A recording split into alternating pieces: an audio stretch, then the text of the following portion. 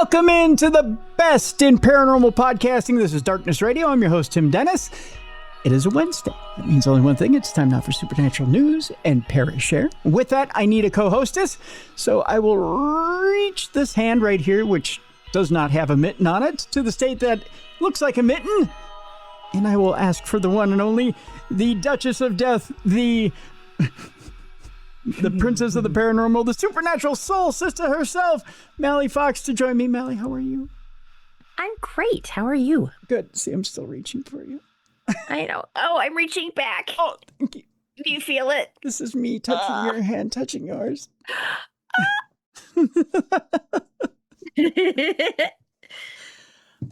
were just sitting here talking about a news story I didn't throw in this week, but we should talk about it off the top of the show, shouldn't we? Yeah. We're sitting here talking about Disney. You know, I think at one point I was involved with a paranormal Disney trip. That a good friend of ours thrown. That's great English to start off the program. But we'll just talk to people about it off the top of the program. Here, I'll even play the music. See?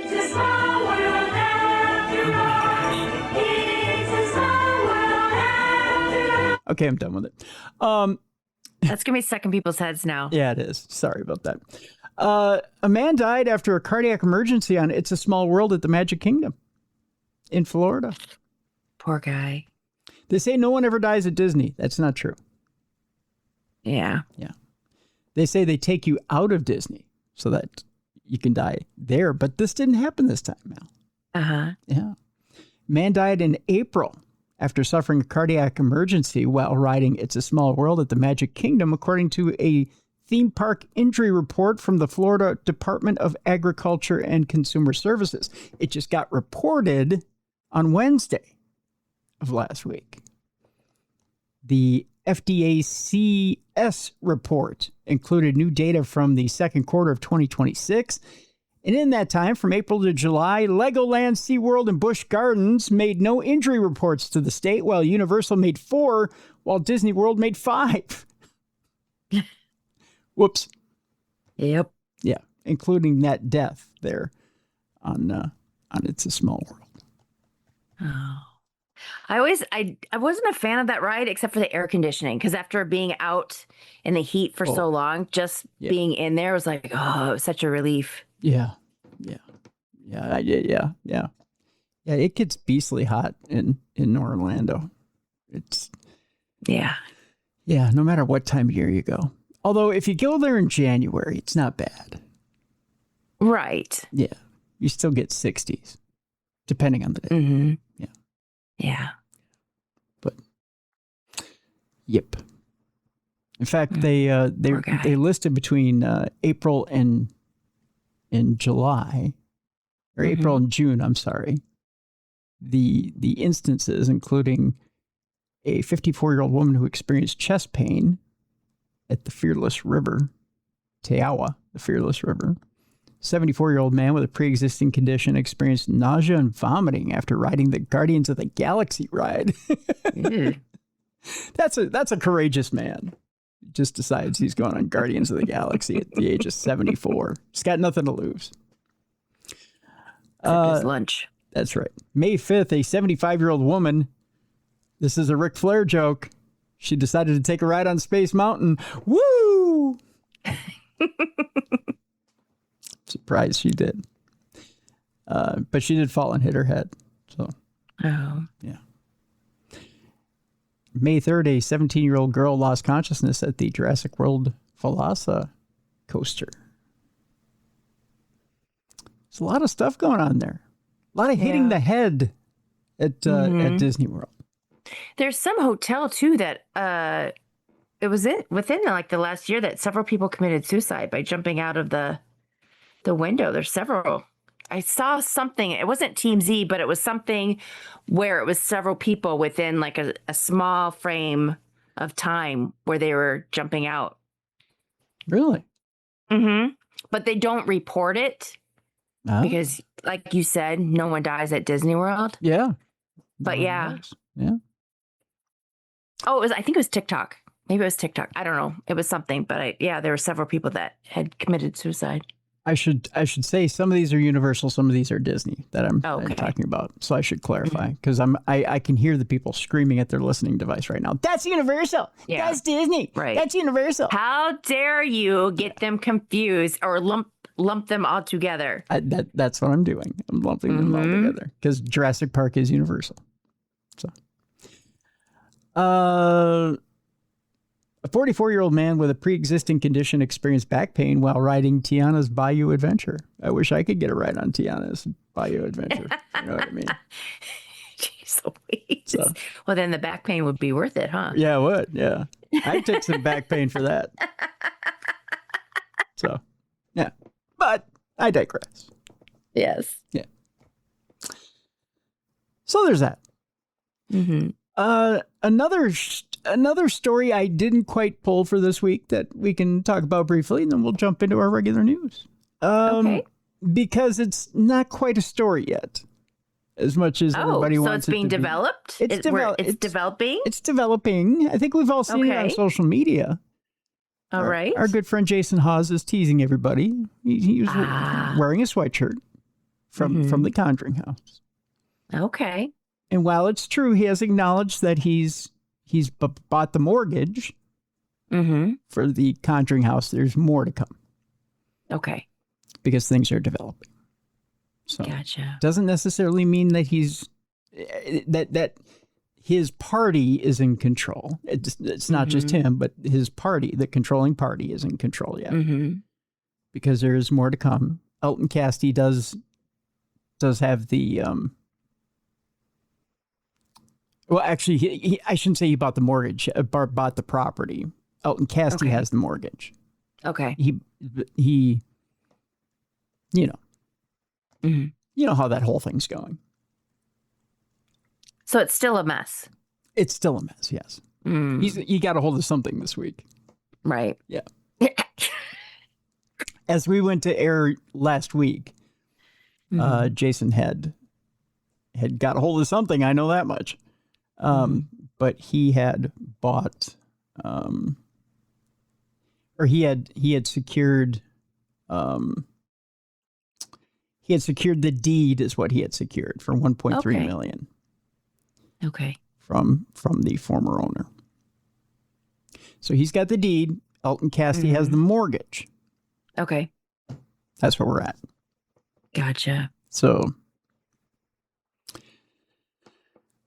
that is where we're at. Now we hold our breath until we figure out where this goes from here. But the deed is recorded in Jason's name. Okay. So he says, now he did go online and he said there's still more to come, folks. So there's still there's still some stuff to fight out in court. There's still some other things to go on. He can't comment. There's no comment that he can give yet. So just hold on tight. All will be revealed. So all will be revealed. Such drama for our haunted places. It's because there's multiple moving parts. Yeah. Yeah. Did you see the drama going on? I mean, it's already happened. I think it happened, about a month ago? But it was the McIntyre Villa, how it was sold to U.S. Ghost Adventures. U.S. Ghost Adventures? Yeah, they bought another haunted place, and everybody is up in arms because this place, the McIntyre Villa, it's the one that is in Kansas City, I think, or Kansas. I can't remember. Anyway, it's where drawing a blank. Amelia Earhart is from. It's her hometown. Okay. Anyway, Atchison. There we go. Atchison. Anyway, they bought it, and they're already telling stories that supposedly are not true about the place. And the person that sold them was already blocked from, they requested information about the house and help for the house. And can you post something positive about us purchasing the home? And so she did. And the next thing she knows is that she's being blocked. Really? And that they're telling then stories that have been fabricated. Interesting. Mm-hmm. Yep.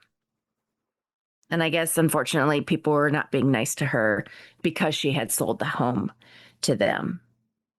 So it looks like they're going around the U.S. and purchasing more paranormal places to investigate and raising the prices.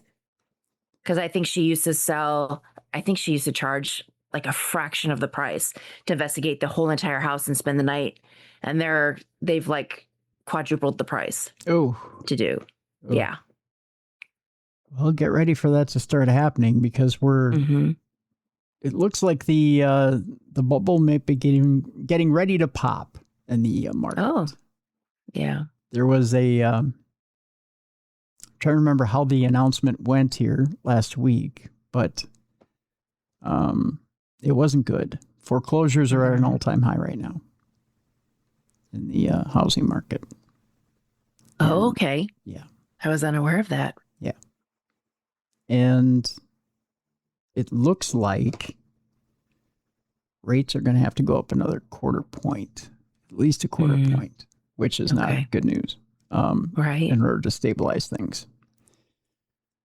So if they do not, that whole bubble may burst. That's going to slow things down a little bit. Right. But yeah, foreclosures are at an all-time high right now.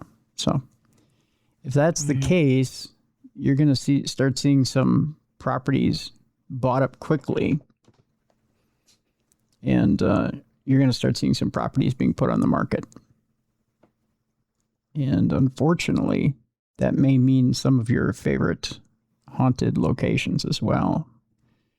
And really, the only people who have money right now are some of those corporations that own some of those haunted locations. So, which doesn't bode well for the haunted tourism industry. That's for sure. That's for sure.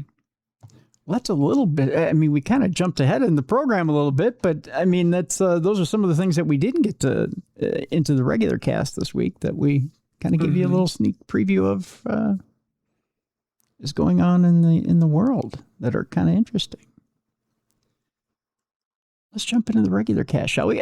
Things are good on your end before we jump in? Oh, very good. Thank you for asking. Yes, very good. How about you? Okay, good. Yeah. The heat wave broke, at least here. I know it hasn't on your end.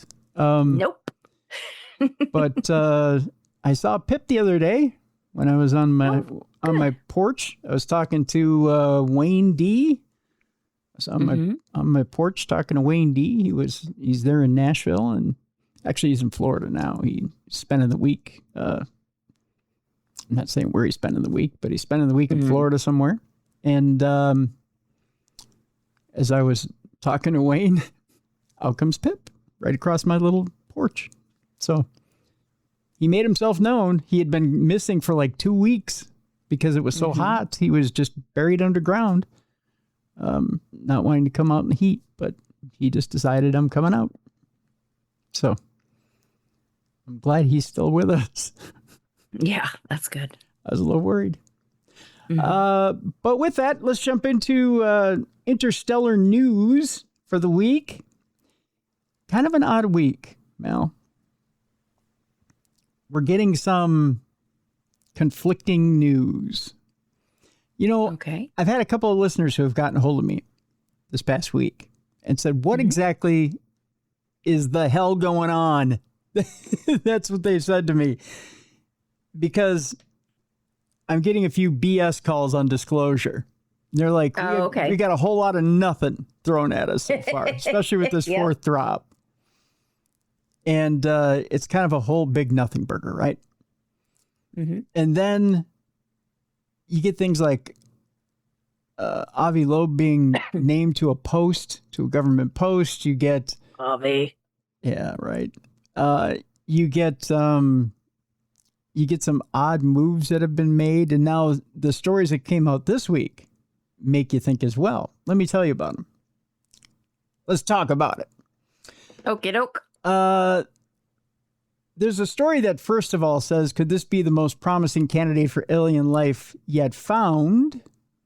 Astronomers have identified a nearby rocky extrasolar planet that has an atmosphere and lies within its star's habitable zone. For years, scientists have been scouring the cosmos for signs of another Earth-like world, a habitable planet that might be capable of supporting extraterrestrial life. Well, many candidate worlds have been found. This latest example, known as LHS 1140b, is perhaps the most promising so far. It's situated 48 light years away from us. The planet is both a terrestrial rocky world and sits within its star's habitable zone, the region in which the temperature is just right for liquid water to exist on the planet's surface. Most notably, however, LHS 1140b is also appearing to have an atmosphere. An atmosphere is essential for a planet to support life as we know it, says study lead author Dr. Colin Cherubim from Harvard University. This is the first time anyone has found an atmosphere on a rocky planet in the habitable zone of another solar system or star. There are some differences, however, including the fact that the planet is 5.6 times the mass of the Earth and around 1.7 times the diameter. Even so, if there was ever a place to look for signs of life, this would be it. So is there life on LHS 1140b? As things stand, we just don't know. There's that magic little phrase at the end of the story. We just don't know. The next story contradicts the first one, of course. Okay. Just as you get disclosure, out comes the story that says a new secrecy law could see the Pentagon hide unclassified material. This doesn't shock me. Just as disclosure seems to be gaining traction, the Pentagon is looking into a new way of concealing files from the public. The Freedom of Information Act has proven instrumental in helping to hold the government to account by releasing declassified files to the public and opening up clandestine activities to scrutiny. This could soon be set to change, however, due to new legislative proposals to introduce a new section of federal law that could undermine the entire idea of freedom of information. Under this new legislation, the Defense Secretary will be able to effectively exempt information from release by classing it as controlled unclassified information. So not classified, but controlled unclassified information. Oxymoron much? This would override the Freedom of Information Act, therefore making it possible to hide something from the public that would otherwise be freely available. The official reasoning behind this is to conceal data that may reveal national defense vulnerabilities, but could also be used to conceal just about anything. As things stand, a designation of CUI does not affect whether something is available under the Freedom of Information Act, but this new law comes into force, this is very likely to change. But if this new law comes into force, it's very likely to change. Quite a lot of material would become unavailable and there would be no obligation to ever release it. According to Greg Williams, who is the part of the DC Watchdog Project on Government Oversight, he told CBS News, controlled unclassified information is already very problematic because it is not very carefully defined and it's used to protect lots of different kinds of information. So are we about to enter a new era of restricted information, Mallie? Do you think that's the case? Oh, probably. So how do you think they use the designation then? Do you think we're going to turn disclosure over on its ear? Do you think we've seen enough? Probably, because I feel like we get so close and then they pull it back. Yeah. And then we're disappointed. I don't know. As you were talking, though, I was starting to become very disappointed in my sister-in-law because she works at the Pentagon. Okay. And I'm like, this lady has not told me anything. No, she hasn't told you anything? No. And I'm starting to become very disappointed in her. That's unusual. I have to give her a call and be like, hey, You work there. Why am I not getting the behind the scenes information? You're not getting the skinny, huh? I know, right? It's always the family that's the last to know. Correct. Yeah. I thought we were friends. Well, I'm going to have to give her a piece of my mind. got to find out who's friends and who's not. Moments like this, right? Mm-hmm. Yeah. Exactly. Or maybe she'll know. She knows I can't. I'll start blabbing it. I mean, maybe she has her reasons, and they could be justified. Maybe she knows what you're doing on a weekly basis and doesn't want to tell you because it might slip Yeah. you. I mean, she's been in the family for 20 years, so she probably does know. Yeah. But yeah, because you're talking, I'm like, she has not given me any information whatsoever. Well, it's probably a good reason. Yeah. Yeah. Did you know that this week is the 57th anniversary of the Apollo 11 moon landing? No, I did not. Yeah. With it comes a whole new wave of conspiracy theories. Oh, I'm sure. I'm not surprised. I mean, there's the old ones, you know. I mean, right. We've got the good old we never landed there. We've got the good old this, that, and the other. But, you know, with the disclosure dumps, there's also been the photographs of the little lights behind them, which are kind of fun to watch and see. There are still some who believe that the Apollo program was a hoax and that humans have never landed on the moon. You know, after seeing the photos, though, from the Department of War with the lights in the background, I don't know how you can argue that we haven't been there.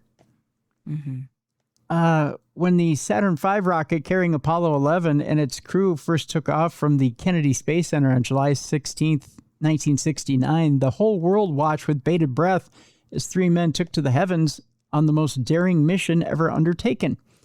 A mere 4 days later, Neil Armstrong emerged from the lunar lander, descended the ladder on the outside of the spacecraft, and left the first ever footprints in the lunar soil as he uttered the immortal words, "That's one small step for man, one giant leap for mankind."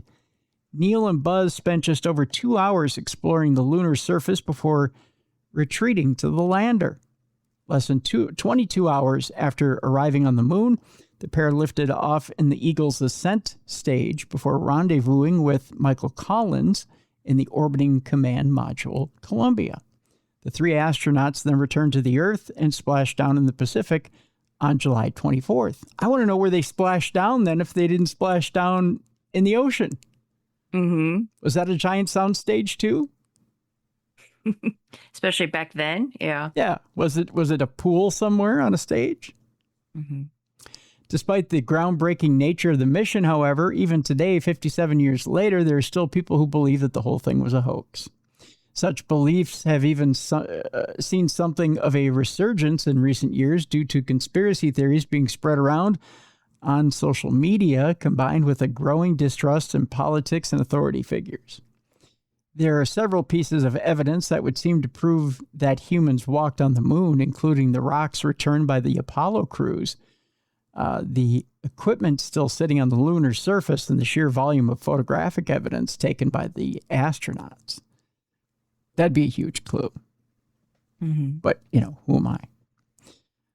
That said, not everyone's convinced. With the Artemis program now set to return humans to the lunar surface in the near future, perhaps the next few years will reveal whether such conspiracy theories will finally fade away or simply find new ways to endure.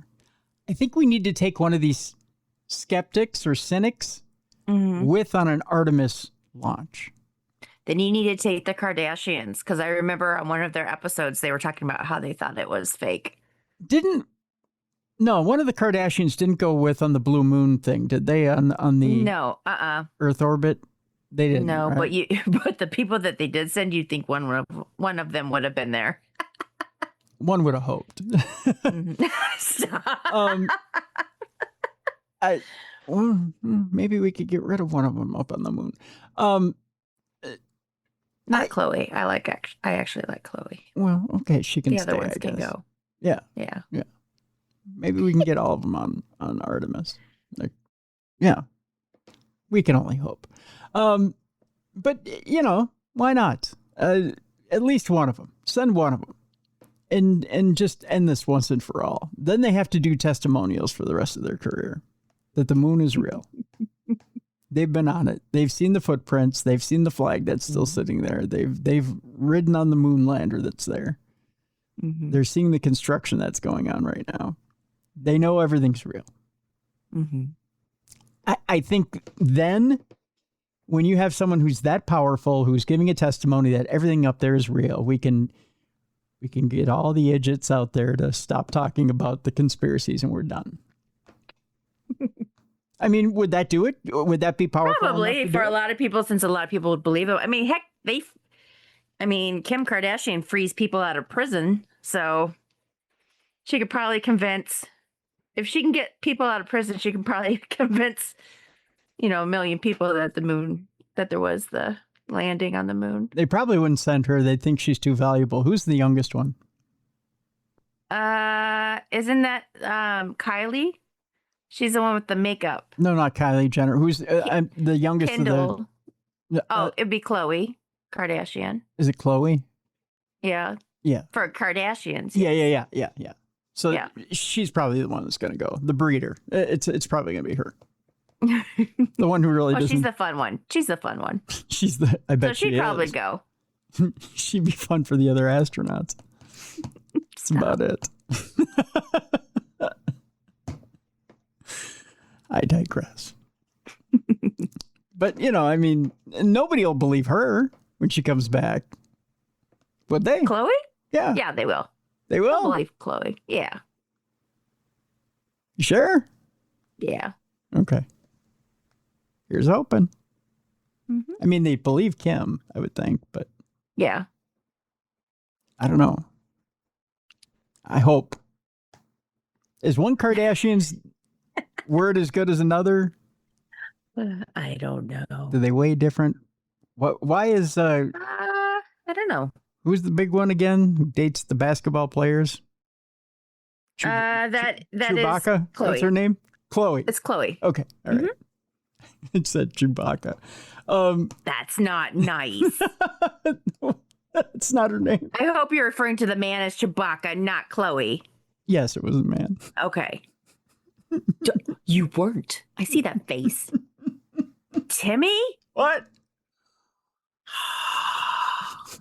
You can send your hate mail to Timmy at darknessradio.com. Yes. That's the address. Khloe, I like you. So there we go. Yeah, sure. We all like you. You're going to have Kris Jenner on your ass. Wow. The momager. Is that what you call her? Momager? Momager. Mama. Yeah, because she's a manager. Yeah, send her too. Yeah. We'll see if that facelift holds up in space. Shame on you.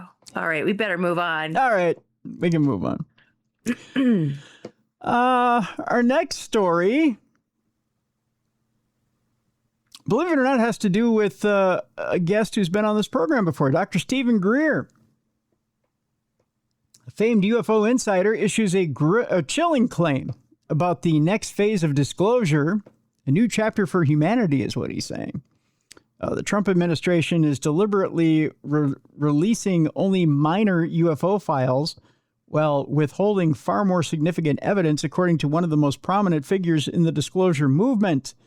Dr. Stephen Greer, founder of the Disclosure Project and the Center for the Study of Extraterrestrial Intelligence, told the Daily Mail he believes officials possess far more consequential material, but have been advised to reveal it slowly as part of what he described as an acculturation process. That's a word? That's weird. Yeah. An acculturation process. That's an interesting phrase. Mm-hmm. My understanding is that they have been advised to go slow on it and to only release fairly much inconsequential material, Greer said. I don't agree with that strategy. Greer, who has spent more than 3 decades encouraging military intelligence and corporate insiders to come forward with information about unidentified aerial phenomena, agreed the current releases are only the beginning of a much larger disclosure effort. He believes the strategy is backfiring because the public expected far more than the 3 recent tranches of documents released by the administration. Well, it's 4 now. It's not 3, it's 4. Let's give them credit. I think they're trying to do a slow roll, he said. I think it's eroding trust in government. That's according to Dr. Greer. Despite his criticism of the rollout, Greer believes genuine disclosure would fundamentally reshape humanity's failure by revealing technologies capable of solving some of the world's biggest challenges. I think it's a message of great hope, he said. If it's handled properly, it would start a whole new chapter in human civilization. The Trump administration has released 4 tranches of UFO files since May 8th, months after President Donald Trump ordered Secretary of War Pete Hegseth to declassify government records related to UFOs and alleged extraterrestrial activity. The releases included striking images and transcripts linked to NASA's Apollo 12 and Apollo 17 missions. One photo taken from the lunar surface appears to show 3 unexplained dots hovering in the dark sky above the moon. Another document summarized statements from 7 federal officers assigned to different teams who independently reported witnessing multiple unidentified aerial phenomena across the western U.S. over 2 days in 2023. Never before seen FBI and CIA reports detailing witness accounts have also been included, but Greer argued the material released so far represents only a fraction of what exists inside classified government programs. He said he has spent decades collecting testimony from military personnel, intelligence officials, and government insiders, building an archive that he believes contains far more consequential evidence than anything released publicly by the administration.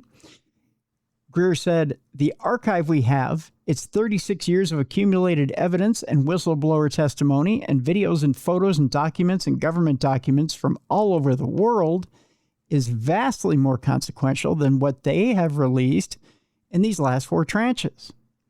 We're trying to make sure that the public and also the political leaders have access to more material than they're seeing through these Department of War and White House releases to date."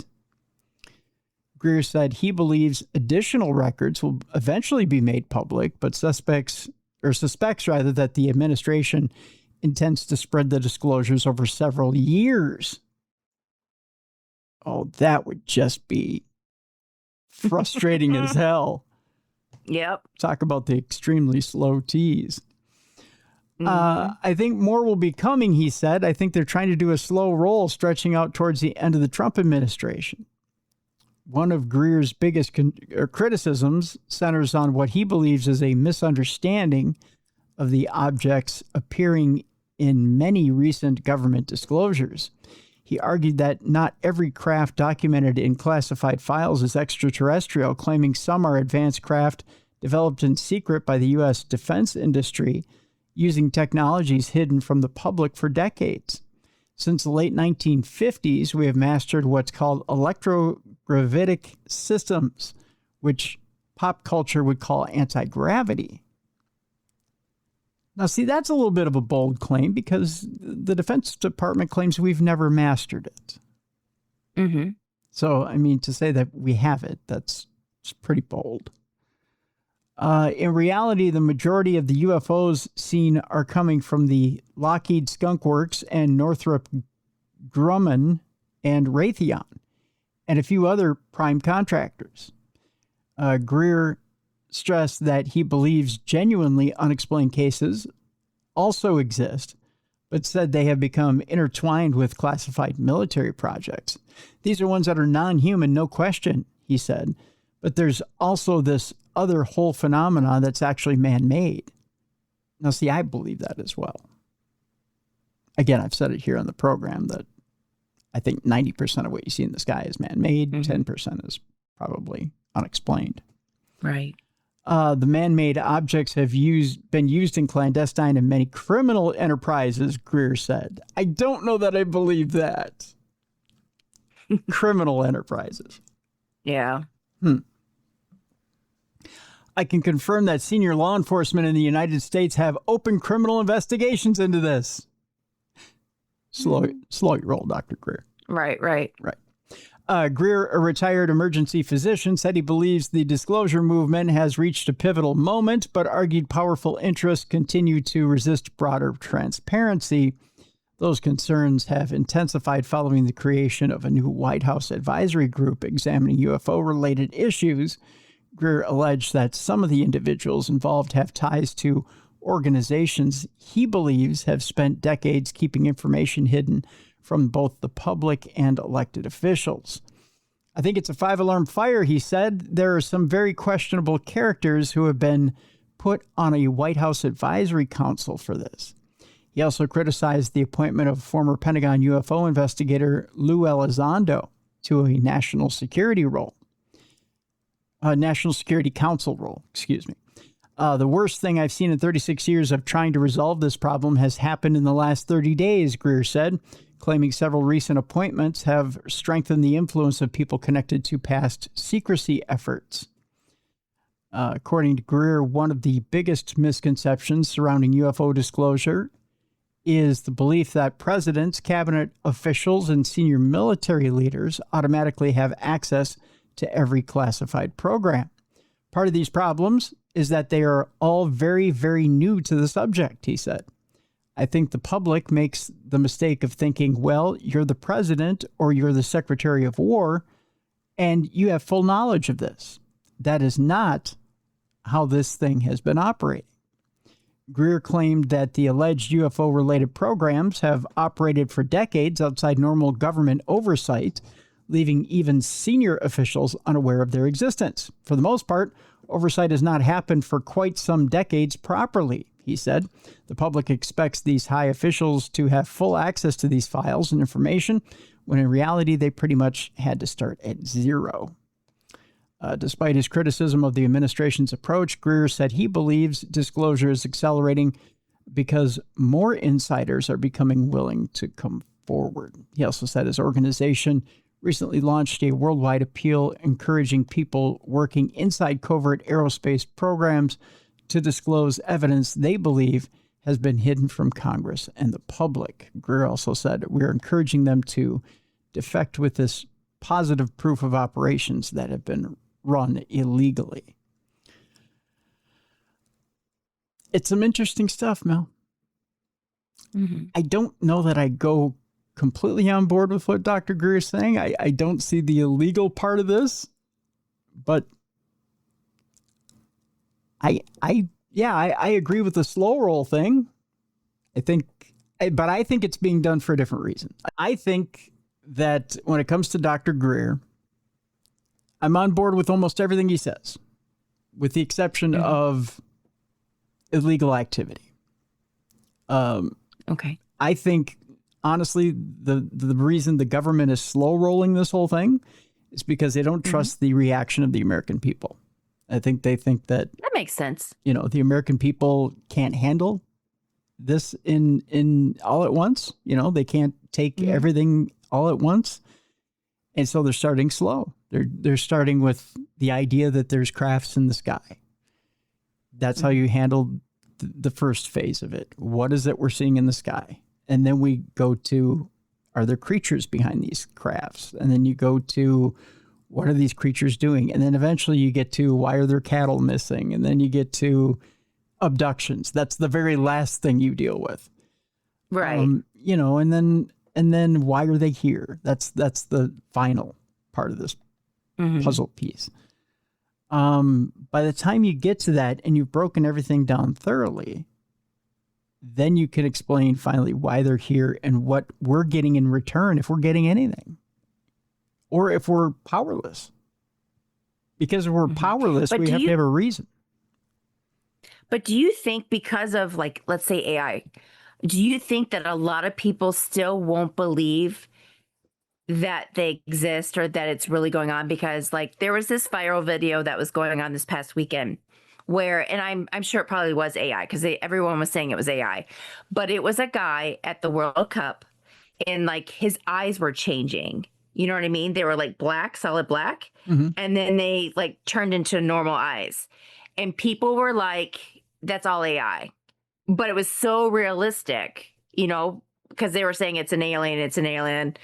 But I mean, what if people, because we are so used to AI and just to automatically assume that it's not real?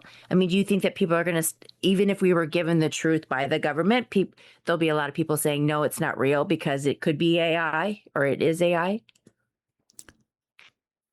What if I flip it on its head and tell you that the government comes out and says the whole reason we have AI is because of these visitors? The whole reason you have the technology you have today is because of these visitors. Oh, that's an interesting way of thinking. Yeah.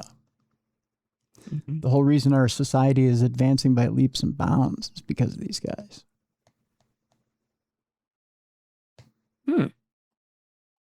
That we're getting more out of our relationship with them than you may realize. Because it was creepy. I mean, it probably was AI, but the eyes, I mean, it was like, bleh. Well, and it was really weird looking. I don't think the current administration has an articulate way of communicating the relationship over years and decades with different alien races. The most articulate way of putting it would be this. On Earth, we have many different races, right? Many different offshoots of humanity. I shouldn't say offshoots. That sounds so cold. But many different varieties of humanity. We'll put it that way. Yes. Why wouldn't there be many different offshoots or many different varieties of species out in the galaxy? Why would we be the only ones? We have many different species here on Earth. Why wouldn't that not continue out into the cosmos? Why should this biodome of Earth be the only one out there? The truth of the matter is no, I agree with you. Right? Well, I'm just saying that this is how the government would probably unveil it to us. Then at that point, but what?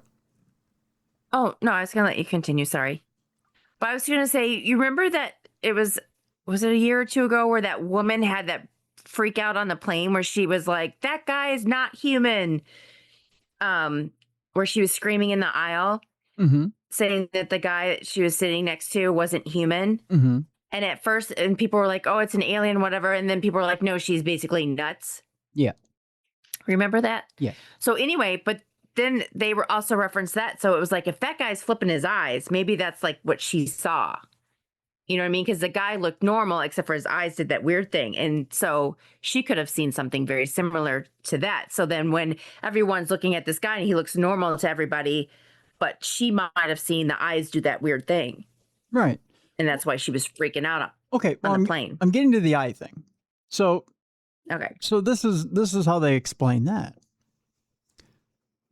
Much like much like someone may have a deformed leg or someone may have an issue with their body. Why would someone who's of a different species or someone who's off planet or comes from off planet, why would they not have something where their eyes change color? Or why would they not have something different? Why would you treat someone who's from off planet different than you would treat someone from on planet? That behavior of treating them different would not be acceptable if it were from someone who's on planet. So why would you treat them different and freak out when you wouldn't do that to somebody from Earth? You wouldn't look at somebody who is, say, missing a leg and go, "Oh my God, they're missing a leg. What's wrong with them?" Right. So this is the way the government could turn this back on our populace. Yeah. To say these creatures are no different than any other human being. They're just a different offshoot of humanity. Mm-hmm. At that point, we feel pretty stupid. Yeah. To be, to be like, oh, yeah, okay. Well, they're just another version of humanity. They just have come here, and now we're trading with them, essentially. It's another trade partner. And we're getting stuff from them. They're getting stuff from us. And we go, oh, yeah, you're right. They're getting a form of energy from us. We're getting technology from them. It's just another trade partner. And then it's like, oh, okay. It's not as bad as we thought. Then we destigmatize what it is we're doing. Yeah. Yeah. Mm-hmm. So I have a feeling that's how this is all going to come about. It's just going to be that. Until they can try to start to explain stuff to people, like, well, then why are people being kidnapped out of their beds? And like Travis, what was it? Travis Walton. Yeah, because his experience was not a good one. Right. Well, they cross that bridge when they come to it. I can't tell you how they're going to do that. I can't tell you how they're going to explain harvesting sperm and egg and doing all that. Yeah. If that's going to be a rogue operation or what that deal is.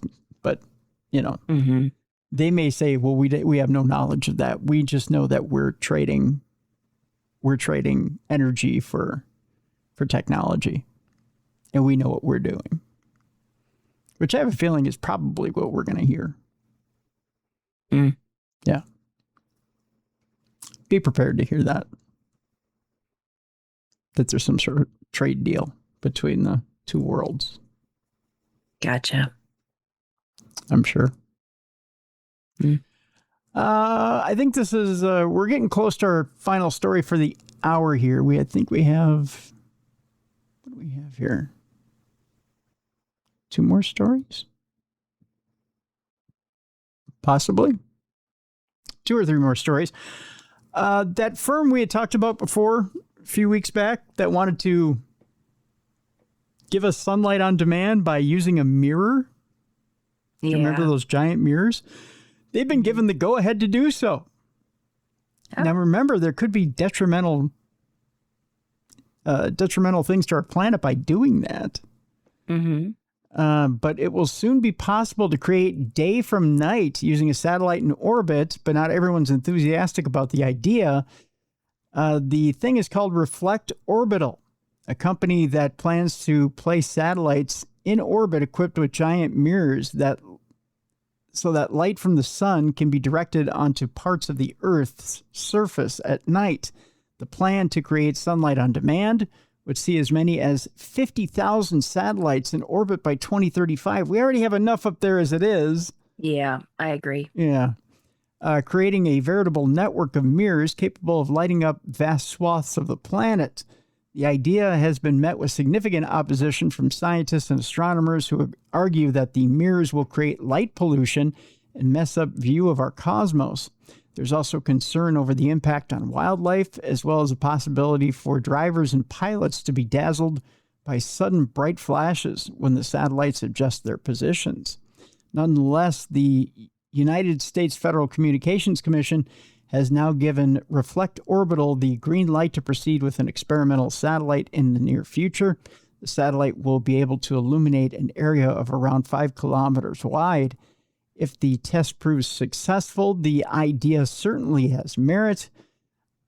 These orbital mirrors will power solar panels 24/7, as well as provide light after dark in any situation that demands it. Now, whether it will prove to be worth the cost, however, remains to be seen. I don't like the number of satellites, though. There's just... Nope. No. It's horrible. There's already too much stuff in space floating around. Yeah. Too much stuff that can come down on our heads. Not good. All right. Scientists have discovered a new mystery molecule on Pluto and Saturn's moon Titan. They claim they cannot say what it is, which is unusual. They say it's always exciting when you discover something that was not seen before. it's really the nicest part of our job, they say. It's quite brilliant. It's quite wonderful. It's quite refreshing, I guess. It's a new molecule, right? Separated by billions of miles and shaped by very different environments, Saturn's smoggy moon Titan and the dwarf planet Pluto have on paper little in common. Titan's a geologically active world cloaked in atmosphere denser than Earth's. Its landscape shaped by seas of liquid methane and vast dunes built from organic particles that rain out of its skies. Pluto, by contrast, is a frigid outpost with a tenuous atmosphere hovering above an icy frozen surface. Yet observations from the James Webb Space Telescope have revealed that these two disparate worlds share an identical unexplained infrared signature on their surfaces, a sign that similar chemistry may be unfolding on both worlds despite their stark differences, according to scientists. Detailed in a new study, the feature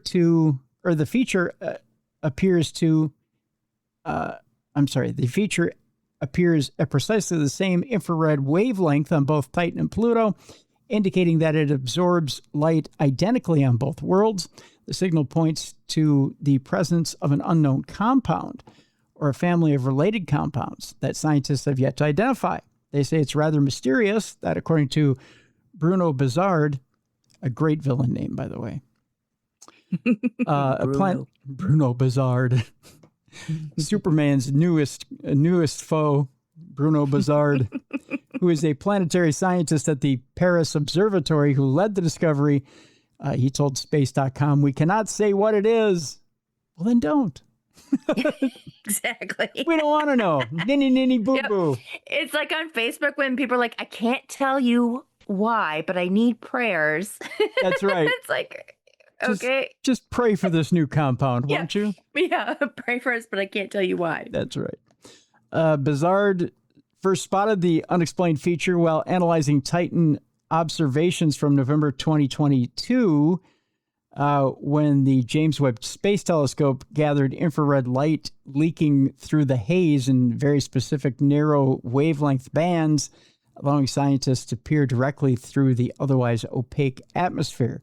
To make sense of that light, researchers rely on spectroscopy, a technique used to identify compounds by the specific wavelengths of the light that they absorb. So they got a compound, they don't know what it is. But it's great, and there's a great new molecule there. But they can't tell you what it is. They're being cheeky. Mm-hmm. Cheeky monkeys. Two more. The newspaper that broke the Roswell UFO story is shutting down. Oh. Yeah. The Roswell Daily Record, which has been in operation since 1903, says it's pursuing a possible sale, but has offered no guarantees. It's kind of sad. Mm-hmm. You know, the newspaper business is probably as scarce as the radio business these days. Yeah. It's sad. Yeah, there's a lot of papers that aren't doing very well, but the 123-year-old Roswell Daily Record, which is owned by publisher Barbara Beck and general manager Sarah Lee Fajardo, announced that it will be ceasing operations and beginning an orderly liquidation of its assets to pay its bills and other obligations. That, according to a statement from the paper, ownership said it is pursuing a sale or other sustainable arrangement that could keep the record operating, but offered no guarantees. The newspaper traces its roots to a semi-weekly founded in 1891 and began publishing daily in 1903. That, according to the Library of Congress, it began nationally known for its July 1947 front page reporting the alleged recovery of a flying saucer near Roswell, a story that helped make the city a UFO tourism destination. The newspaper said its circulation is fewer than 12,000. It cut to 3 print editions a week in November of 2024, and in October of 2025 ended in-house printing, shifting production to the Santa Fe, New Mexican, according to the record's own reporting. The paper reached out to the Roswell Daily Record for comment, but had not received a response at press time. So it's kind of sad. Yeah. You hate to see a publication go down like that, especially a 123-year-old publication. Yeah. Sure. Yeah. And finally, for this half of the program, sad news to report, MUFON co-founder John Schuessler has passed away. Back in the days when MUFON stood for Midwest UFO Network, John Schuessler was there. That was back in 1969. Along with Walt Andrus, John, an aerospace engineer, had an interest in I almost said unidentified flying objects, formed what is now the biggest and best UFO organization in the world, the Mutual UFO Network. So he was in when it was just a Midwest organization. On July 11th of 2026, John F. Schuessler, the International Director Emeritus, passed away peacefully at home, surrounded by loved ones. He actively served MUFON with over 53 years of dedicated service using the scientific method to unravel the UFO mystery. John wrote innumerable scientifically based articles for the MUFON Journal and other publications for decades. One of his many famous cases is the Cash Landrum affair in December of 1980, when two women and a boy in a car spied a diamond-shaped object being trailed by military helicopters. The women suffered radiation sickness afterwards and even sued the U.S. government unsuccessfully. It says here, John also appeared in several TV programs. You might have seen him, and is listed on the imdb.com website. According to IMDb, John is known for Unsolved Mysteries in 1987. He was also in the movie Dan Aykroyd Unplugged on UFOs in 2005. And this one most of you probably didn't see. I'm going to try to pronounce it. Enquête sur les OVNIs in 2004. Oh, you're right. I have not seen that. Yeah, it's don't try to find it at your Blockbuster. Blockbuster. It's been a while. It's been about 22 years since that one came out. That's for sure. But they say in this article from MUFON that the best way to honor John and his legacy is to, well, it doesn't say. It does say. They say this is the best way, but they say, how do they say today? To say goodbye to a legend is always tough, especially when it is one of our founders. We are moving into a new generation with MUFON, with new technology, new ideas, and an era that is beginning to see government disclosure. We never would have arrived where we are today without scientists like John. We will miss him dearly, but we must continue the journey.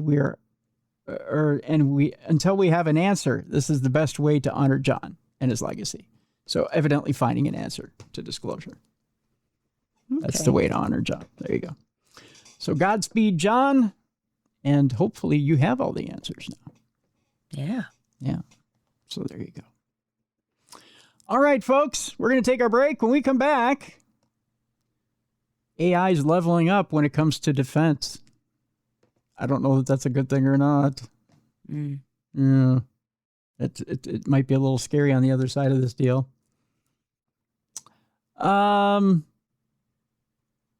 Also,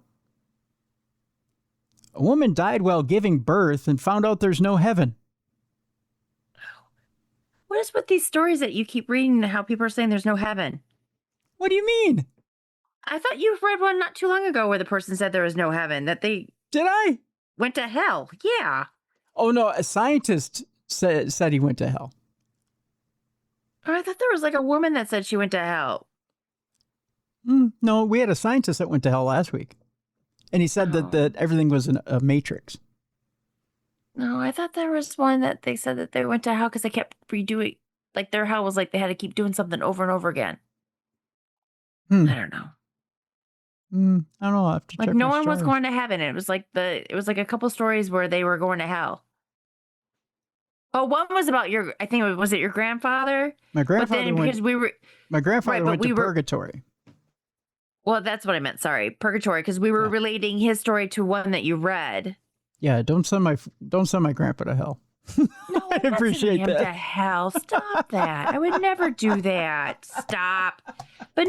But I just feel like none of the stories where they die, none of them are going to heaven. No, they will. And then they come back. We'll send them to heaven eventually. Eventually. They might have to make a stop or two on the way. Yeah, but no one's reporting. I promise you, Mallie, it has a good ending, okay? Okay. Just deep breaths. We'll get Mallie breathing in the break. I promise we'll get Mallie. Here, I'll give you another preview here. Are you ready? Yeah. Did you see the Odyssey over the weekend? No, I have not. Okay. That's your homework assignment for this weekend. I was busy. There's a 2,000-year-old evidence of a cult shrine to Odysseus. Okay. Out there. The legendary hero of Homer's Odyssey has been uncovered in Ithaca. We'll tell you about it. There's a cult of Odysseus. And no, it's not a cult of Matt Damon. We'll tell you about the cult when we come back from the break. And your palate cleanser today is kind of an interesting one. Although we did tell you about A Small World, which is kind of fun. Your palate cleanser today is a literal palate cleanser. We'll talk about two of Mallie's favorite things today. Oh, boy. Talk about her favorite place to eat. We'll talk about a little drink today. Okay. Yeah, that's what we'll do. That's coming up next.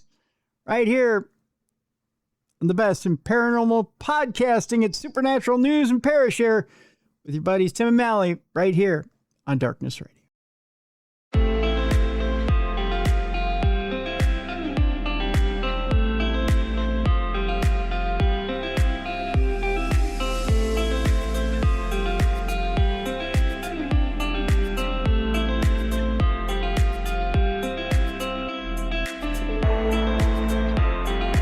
Welcome back to the best in paranormal podcasting. This is Darkness Radio on a Wednesday. Supernatural News and Parashare with your buddies Tim and Mallie.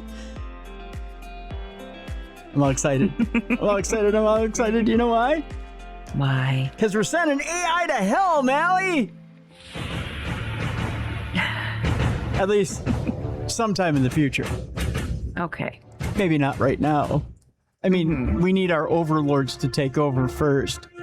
And then we find Sarah Connor, and then she sends him to hell. I think that's how it goes in the movie, right? I don't know, to be honest. You haven't seen the Terminator movies? It's been so. I only saw the one, and it was so long ago. Yeah. It was like when it first came out, so. All right, you get a pass. Okay, thank you. I've had to study them, in and out. I got to be ready for the apocalypse. So I have to be prepared. Okay. Our first story has to do with scientists using AI to develop invisible drones that can sneak up on their enemies. Stuff to make you go to sleep tonight. Uh-huh. Yeah. Thank you. Yeah. Drone warfare has proven to be at the heart of the modern battlefield. But what if it were possible to build a drone that cannot be seen? A little something to help you sleep tonight. Yeah. In Ukraine, soldiers on the front line spend their days keeping an eye to the sky for enemy drones while also utilizing their own to drop explosives on unsuspecting enemy targets. The case for small, maneuverable drones on the battlefield has clearly been made. But now scientists at Northwestern University have taken on the idea and taken that one step further by developing a drone that is inherently camouflaged and is barely visible at all, even at close range. What's wrong with these people? Known as Phantom Twist, the new drone, which was partially developed using AI, spins at such a rapid speed that it is very difficult to see. Resembling a small, indistinct whirlwind, the drone spins at 25 times a second, fooling the human eye and rendering itself around 10 times less visible than a conventional drone. Most efforts to hide drones focus on making them look like their surroundings, said project leader Michael Rubenstein. Instead, we asked whether we could design the drone itself around the way humans perceive motion. This idea of low visibility through persistent motion is something few people have explored. While the application for such a device in warfare is obvious, there are still challenges ahead, such as making it possible for the drone to remain invisible while also carrying a payload. I'll tell you what, folks. I've got a video of what this thing looks like. I'll take and post it in the description of this program so you can see how this thing goes invisible. Mm-hmm. It's disturbing. I don't want to live in a world where these things can sneak up on us. Yeah, that's not good. No, especially in war. You know, we're using drones more and more in war. Mm-hmm. It just seems like it's so unfair.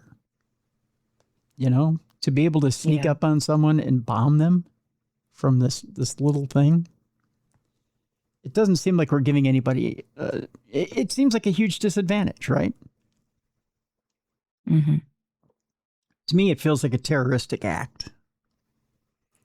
Used to be you could see an airplane coming, right? At least you had time. You had time to get yourself ready.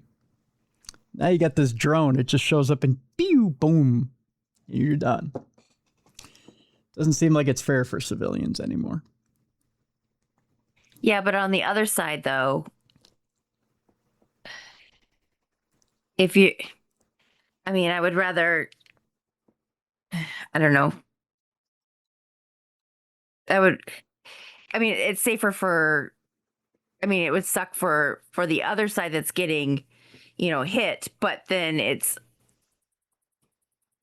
safer for the other side. You know what I mean? Because they're not physically there. Yeah, I hear you. There's no pilots. There's no soldiers. Yeah, you're not putting. Correct. Yeah, you're not putting. But I'm speaking because my brothers were in Iraq and Afghanistan. So yeah, and they saw battle. So anyway, I'm saying no, I would rather have a drone hit the other side than have my brothers be there again. So true, but you go to war, you take your chances, right? Well, yeah, that's supposedly the idea, but I digress. All right. Meanwhile, I may have an answer to that last statement there, Mallie. You get in an airplane and you put an armed robot in it to drop bombs. Armed robots are on the horizon, according to Silicon Valley. They're pitching a new military tech. Imagine this thing flying your airplane. Right there. Yeah. See? Silicon Valley has the answer to everything. Looking for his next business, San Francisco entrepreneur Sanket Patak sought an idea that might change the future. He settled on building human-like robots with weapons. In May, his company Foundation released footage of its sleek phantom robot loading a mortar. In the video, the robot moves gingerly, but Patak says he can envision a future of an autonomous weapon, or of autonomous weapons, with robots making quick decisions on the battlefield. The launch of Foundation in 2024 was a radical step, given many in the industry's long-standing opposition to letting autonomous devices decide where to attack without human sign-off, and promises by other leading robot companies not to arm their creations. But Patak is part of an increasingly vocal group of Silicon Valley founders, inventors, and national security experts who see autonomous weapons not as the nightmarish killer robots of science fiction, but as a vital new frontier in military technology. Robots, in their view, which, by the way, now I keep thinking of that SNL fake ad about killer robots, and having your insurance against them. Robots, in their view, could own the military's precision in combat, protecting civilians and friendly troops alike, and enable the U.S. to deter foreign adversaries. You cannot just always have this perspective of we're not going to weaponize robots because no one else shares that, Patak said. China doesn't share that, and Russia doesn't share that. So we could have a potential future where all our troops are robots. Would that be so bad? No, because then it's safe for our humans. Yeah. No future human casualties. Yes. The rapidly improving capabilities of artificial intelligence, coupled with a push by the Trump administration to deploy new technology at the Pentagon, have made the once theoretical debate increasingly urgent. The military has boasted about how it has used AI tools to dramatically increase the pace of its strikes in Iran, and it already employs highly automated systems to defend against missile attacks. The next step would be drones and robots that are initially activated by a human, but that would then be free to pick and attack individual targets. So starts out being driven by us, then goes offline and does its own bidding. That's a little dangerous. Yes, very much so. The Senate is considering a sweeping national security bill that would encourage the use of autonomous military systems while trying to impose guardrails on the technology. The Defense Department, under an order from President Trump, is in the midst of updating its policies on how to deploy AI-powered weapons that can kill. The Pentagon did not respond to a request for comment from the Washington Post, but in talks at the United Nations this year, American officials warned against global standards that might hamper innovation, saying that AI and automation can make the use of force more precise and accurate. Your thoughts about autonomous killing machines, Mallie?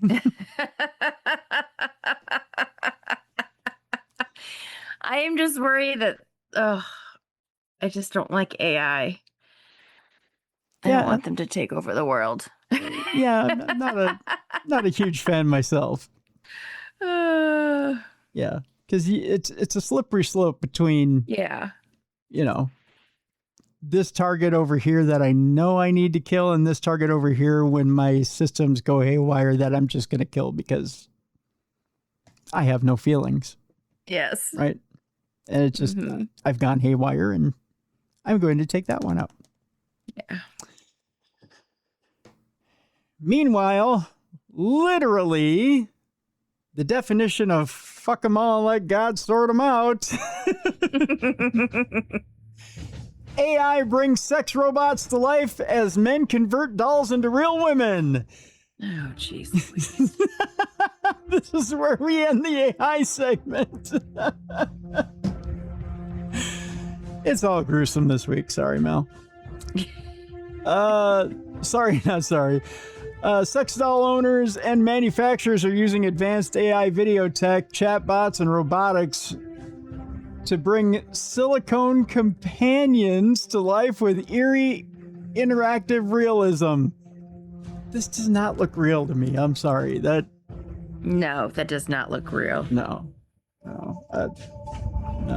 nothing attractive about that. In a scene from a dystopian sci-fi thriller, smiling sex robots, you could sell them too, I guess, talk to each other, sip tea, and wear suggestive outfits. Weird. But this is no longer a vision of an AI future and has become a reality in 2026 instead. Sex doll owners have been using AI to bring their silicone girlfriends to life. Okay, that's creepy. And the results are stunningly realistic. The Daily Star had an exclusive access to the Doll Forum, which is an online community of more than 100,000 sex doll owners.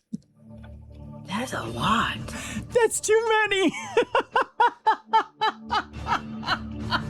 Good God. Oh my God. There is a male loneliness epidemic, isn't there? Sure. Recently, users have been inputting images of their sex dolls purchased from vendors into AI to create video footage. There's some guys who have too much time on their hands. Get a second job. Yeah. Find a girlfriend. Yeah, get a life. Reconnect with your families. Go to church. Do something.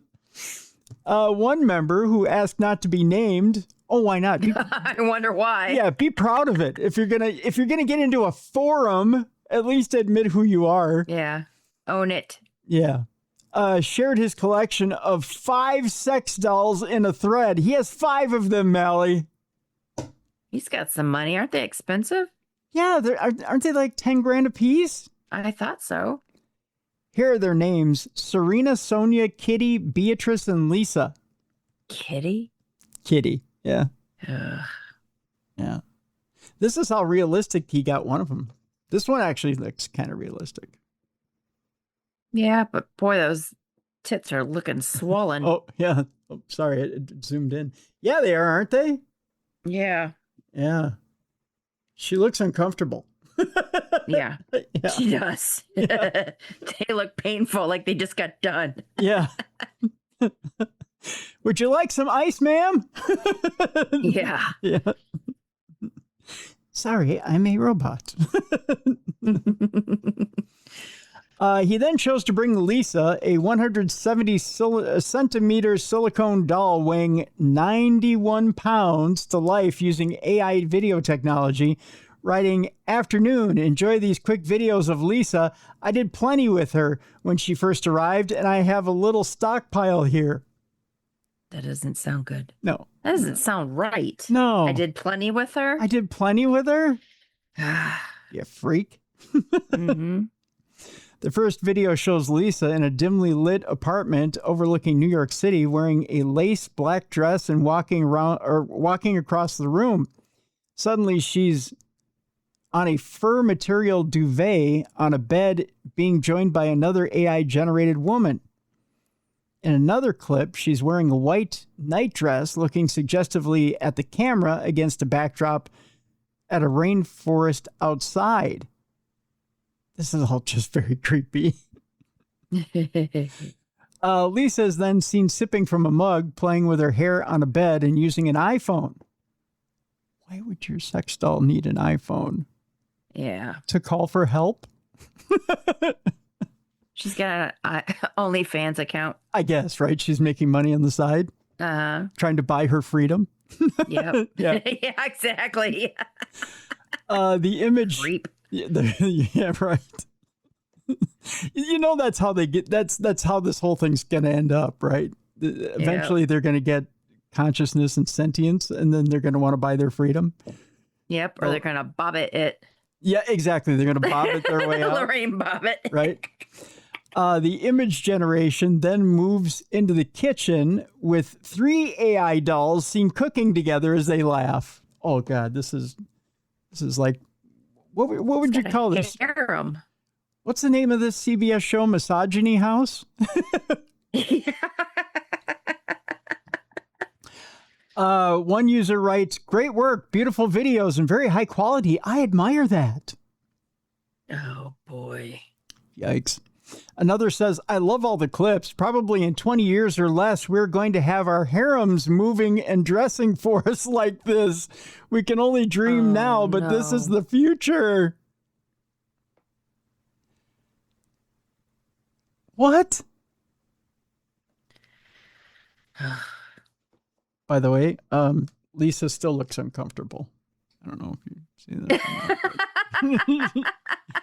She still looks very, very uncomfortable. Yeah. Yeah. You know what? She looks like she's dreaming of how she's going to kill this guy. Yeah. You see that look on her face? It's that far away look, like, if I could just stab him in the neck while he sleeps. Yeah. Yeah.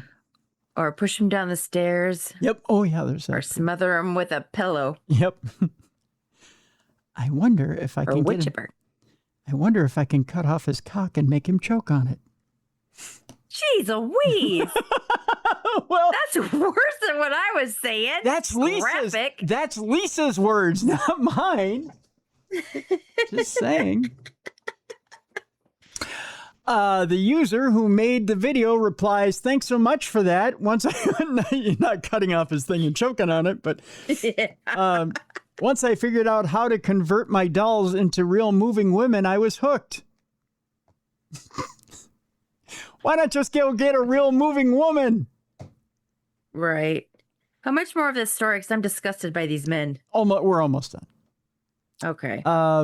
He says plenty more to come, hoping to add a few new ones here in a week. So once I finish this set of photos I have planned, you'll go get more. He adds, they are the product of many hours of trial and error, and they're fun to work on. Enjoy these new gifts of my Lisa doll from her newest photo session. She's always fun to work with.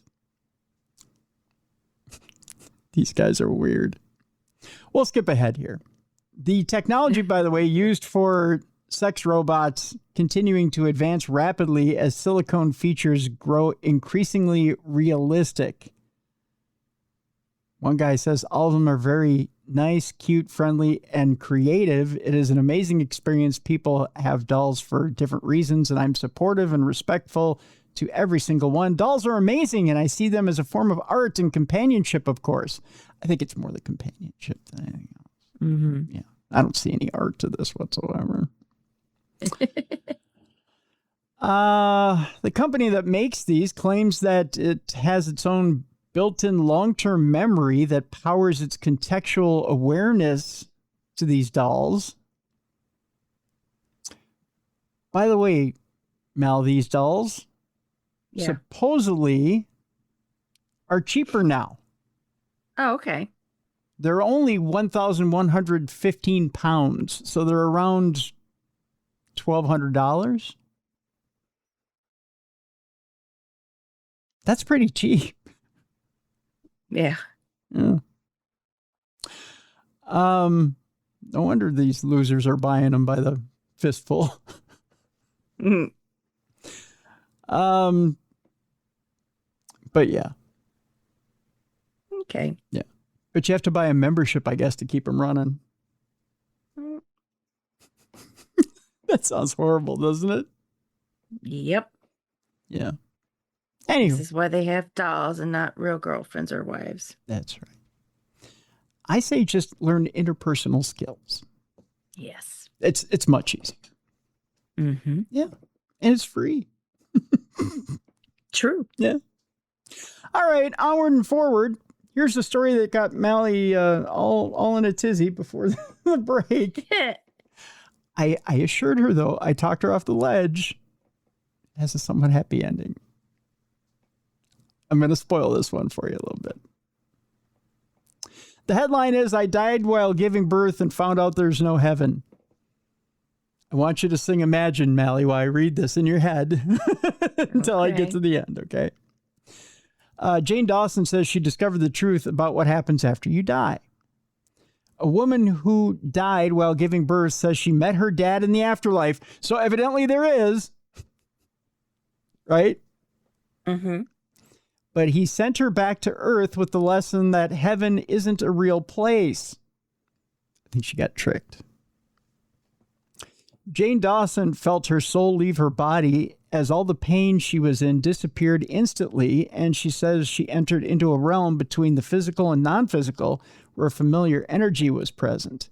As she reached out, their souls collided, and Jane realized it was her father, who had passed away only 3 months before. Jane's from Scotland and says the experience has taught her that life never truly ends and that death is an illusion. Oxymoron much? But she says that she also has learned that heaven isn't a real place. That's in quotes. She says instead, there's other realities in which those alive and physically dead can walk with each other. To my mind, you're in the physical, which is having a body and walking about planet Earth, she said. And then there's the non-physical, where you don't have a body and you're in the purely energetic realms. It keeps things simple and explains the way in which I met my dad. Heaven is really a state of being rather than a place. So you see, that's what she meant by there's no heaven. Okay. Yeah. Jane was experiencing labor complications with her son, who's now 24 years old, when she crossed over. She said, I was about to push the baby out when I suddenly had a weird feeling wash over me, and I couldn't do it. I had total exhaustion on every level, and I thought that my time was up. I felt my soul leave my body and all the pain go away. It was delicious. At that very moment, I felt a familiar energy. I had not been thinking about my dad, nor asked for his help, but I knew I wasn't able to go through this alone. We had a wonderful reunion, soul to soul. It was completely dark, though full of love, stillness, bliss, and peace. I didn't see him or hear him, but I knew it was him 1,000,000%. It'd be no different to if he was sitting next to me right now. He couldn't have been mistaken. I held my arms out to him and cried out with joy that my dad was with me. He exchanged love, thoughts, knowledge without even talking, but he told me it wasn't my time. Jane's dad said he had to return to her physical, Jane's dad said she had to return to her physical form to give birth and raise her son. But that's not all. He showed her a reel of future events that she had to experience. She was zapped back into her physical body and gave birth with 0 issues. After a few years, Jane noticed something rather bizarre about her son, that he was her dad's reincarnation. She said, I don't think this was only my near-death experience. It was the rebirth of my dad. He passed away when I was 6 months pregnant, and at the time, I didn't believe in anything spiritual. I just thought once you die, you go into the ground and that's it. On the day he died and was in a coma, I whispered to him that I was having a boy and that I wanted him to always watch over him. He must have absorbed that with his spirit, as when our souls connected, I felt a jolt run through me. When my son was born, he looked exactly like my dad in all his baby pictures, as he was able to walk and talk a little bit. He asked for a baton and handcuffs as he wanted to be a policeman, the job that my father had. I think my dad has come back alive through my son, and it brings me great comfort to know that he's still here. Jane says the whole experience has taught her that life doesn't just end when we die, and that we're all here for a very important reason. She added, our existence is all about learning. When we die, we go to the non-physical realm, have a life review, and then come back with a fraction of our old energy. There's always loving beings right next to you, looking after you and healing you. I can feel my dad's energy walking next to my son, and it makes my heart feel full. It's a challenging life. Through the magic and miracles that happen because of them, it makes it a little bit easier. Now I'm in this place of self-loving, which I want for everyone. I seriously don't think I'd be alive if it wasn't for that experience with my dad. It was totally transformational. I used to be terrified of death, but now I'm looking forward to it when the time comes. Just remember, you're never alone and life never ends. It's one continuous loop, she went on to say. So there you go, Mal. See? Okay. Wasn't so bad. Yeah. Mm-hmm. I'm not going to have people thinking they're going to hell after that story, right?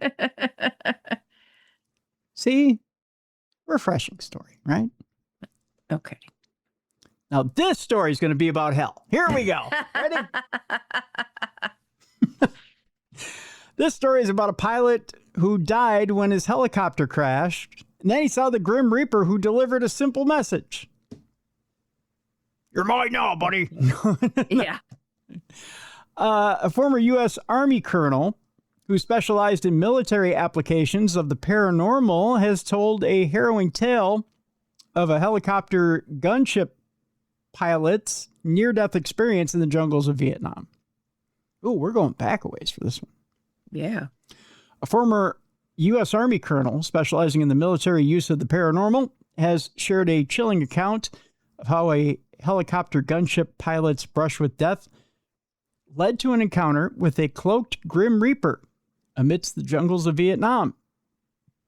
John Alexander, a previous Army Special Forces commander, is considered one of the trailblazers of military paranormal research. He supervised the Army Intelligence Psychic Spy Unit at Fort Meade, Maryland, which inspired the book The Men Who Stare at Goats, later adapted into a popular film featuring George Clooney and Ian McGregor. He recounted to podcaster Sean Ryan his interview with a helicopter gunner named Jim, who experienced a near-death incident when his gunship was shot down over Vietnam. Jim's Cobra gunship was hit by anti-aircraft fire, disabling vital control systems and fracturing his leg. The pilot frantically attempted to guide the damaged aircraft towards a crash landing. The blade's turning until it's beaten itself to death on the ground, Colonel Alexander explains, indicating that the violent collision left them unable to determine the helicopter's current orientation. To compound their troubles, the Cobra's fuel tanks had also ignited upon impact. His face is burned off. The area had caught fire. Yikes. And he was having a very bad day, I'll say. Yeah. Yeah. They hit, and the next thing he knows, he's out of his body, looking down from up above, and he can see the orientation of the helicopter. About a click and a half out in front, it's a friendly fire support base. Let me do that again. About a click and a half out in front is a friendly fire support base.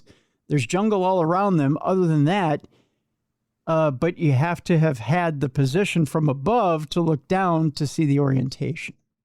So you literally have to be above to know that that's sitting there. Mm-hmm. Colonel Alexander relayed how Jim vividly saw the wrecked helicopter from an aerial perspective, also noticing a hooded figure who informed him that you're not dead yet. Yikes. He went on, so the backseat pilot is out, he's running away, and he looks back, and about that time, Jim looks up. So he runs back and grabs him out. He says, "I thought you were dead. You haven't moved since we were hit." Asserting that he had witnessed the entire scene from an elevated viewpoint during his out-of-body experience, Jim told the pilot he knew the route to safety.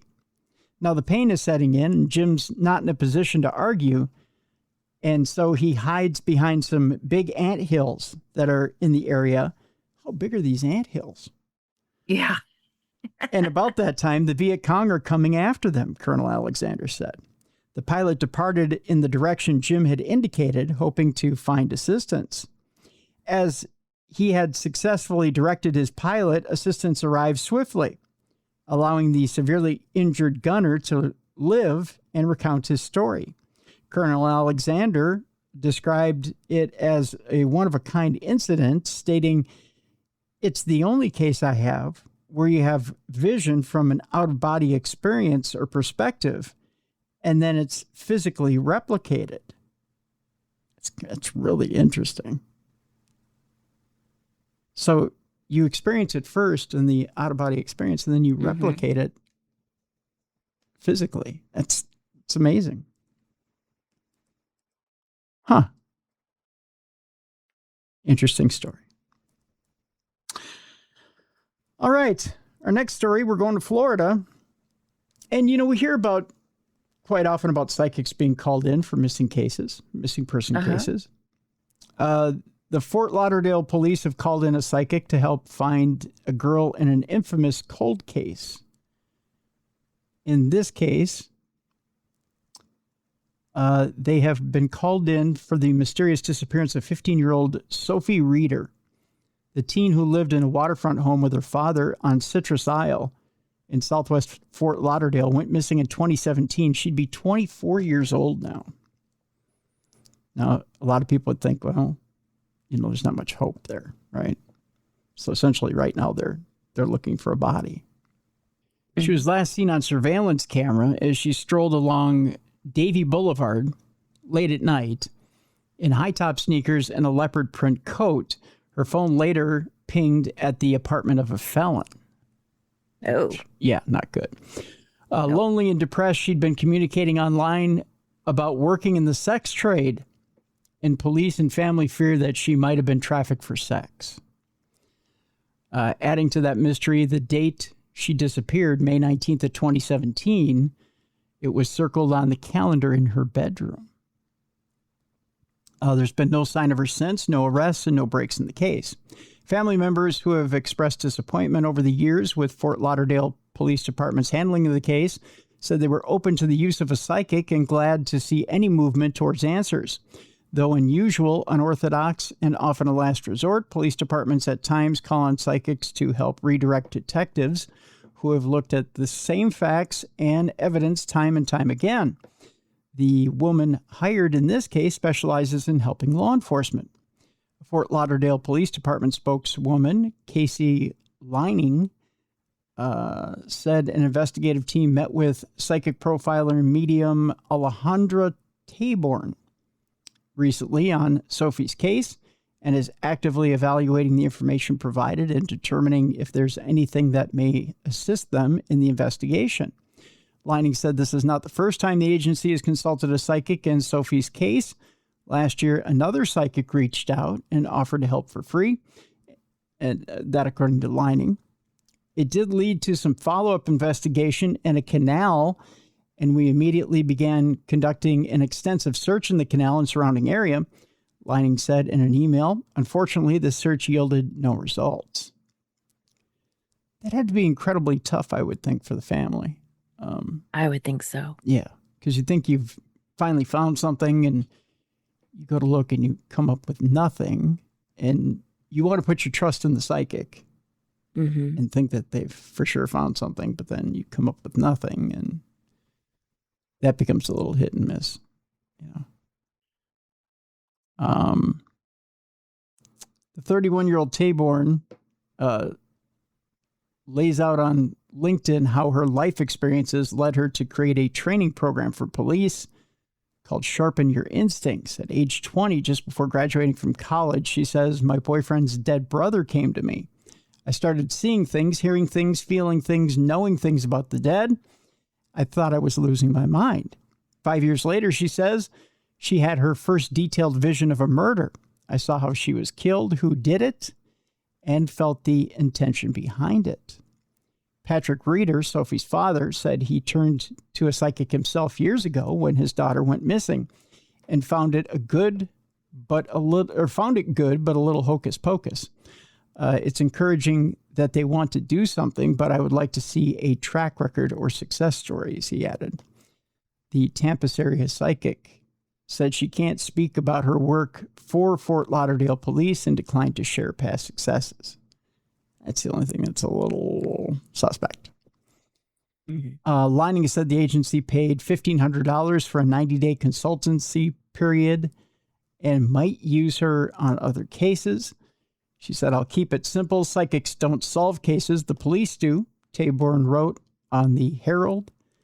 I just act as another set of senses along theirs, working as an additional investigative tool. The information that I sense acts as breadcrumbs, specific, detailed, and directional for investigative teams to explore and follow. It's interesting. But see, yeah, but if I was a psychic and I'm trying to help the police, locate a person that's missing, I don't think I would charge. I wouldn't either. That you're right. That's unusual. She's charging like what, $1,500? $1,500. Yeah, you're right. You're right. I wouldn't be charging. You're right. Especially if you're not locating the person. Yeah. But I don't know. I mean, that's just me. The ones I know of that work, that I'm aware of that have worked with police before, I'm not aware of that they charge. I don't think they do. Either that they charge or that they've charged anything, at least until something's been found. Yeah. Yeah. Or that they've accepted anything until someone's been found. Mm-hmm. A lot of times they don't even go to the police until they get a vision. Yeah. Yeah.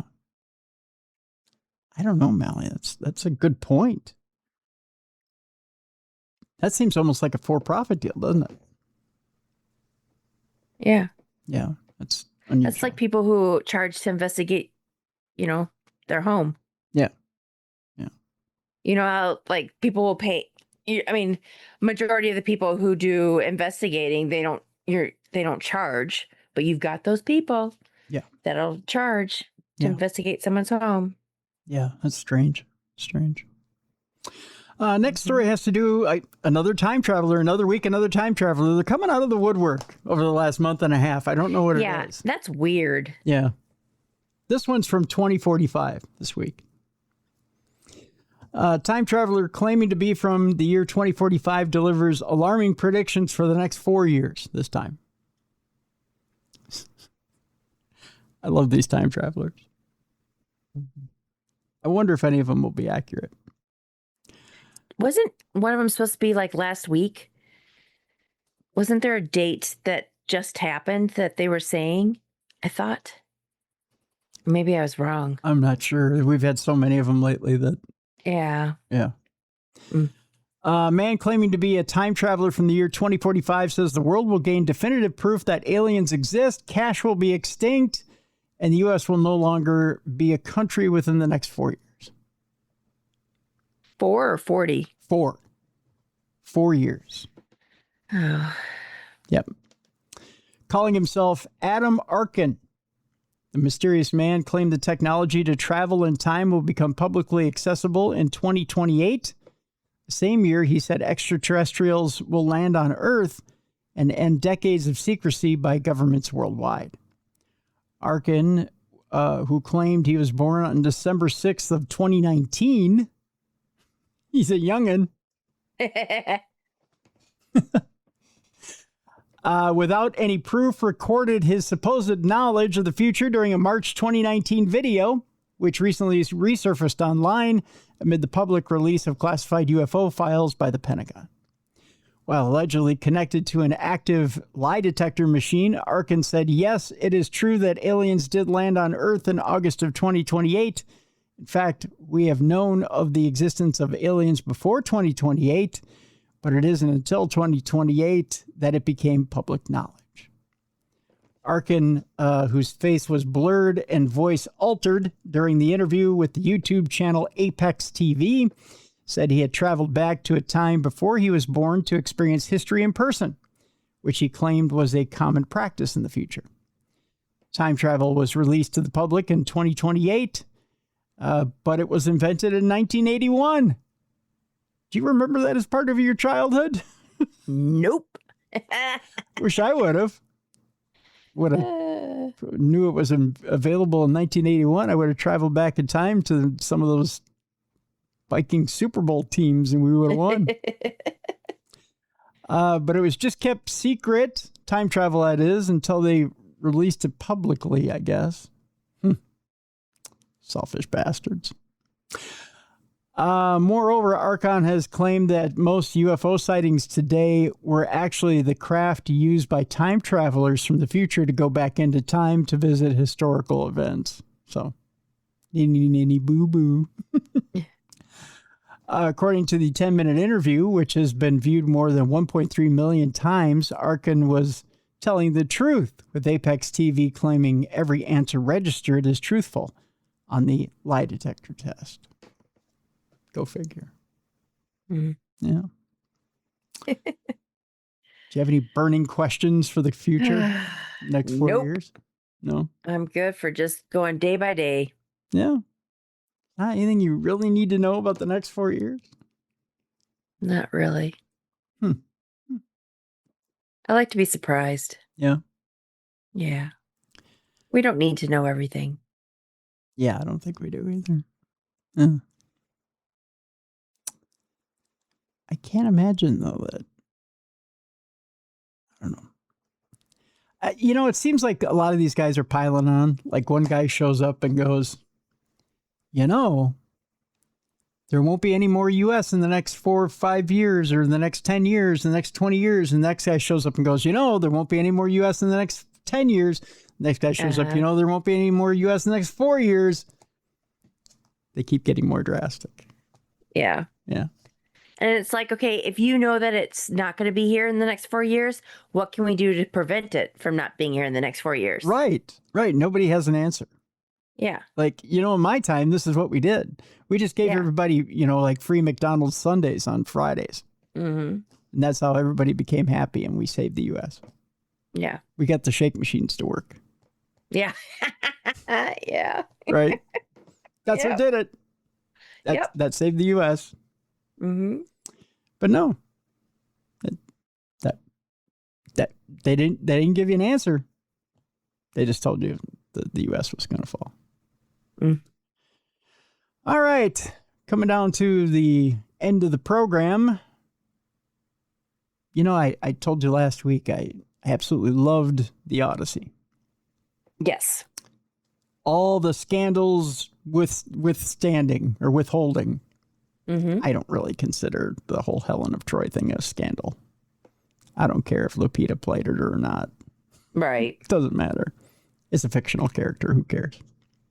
Correct. But here's a real life story. Supposedly. Wink. There's 2,000-year-old evidence of a cult shrine to Odysseus, the legendary hero of Homer's Odyssey, and it's been uncovered at Ithaca. Should I swear you into the cult now? I mean, I could do that if you'd like. Thank you. Okay. As Christopher Nolan's The Odyssey arrives in theaters, archaeologists are working off the western coast of Greece to say a real-life cult site devoted to the legendary story's hero has been uncovered.